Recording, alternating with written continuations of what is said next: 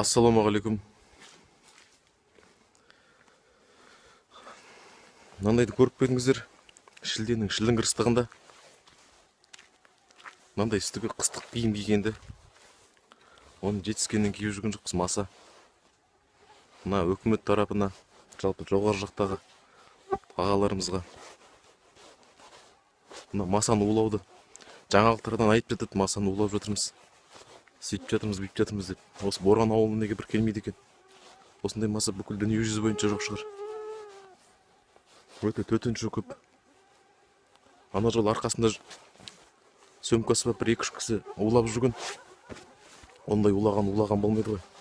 Ол арқаңа сөмкасы бар, есік алдында 5-6 поразда кір ішкен әрең олайсың.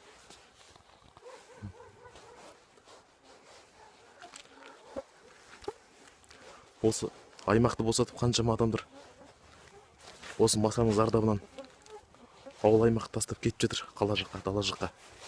Одан кейін аймақ босады дейміз. Сонда осыны өкімет неге қолға алмайды екен осын? Ай, бай.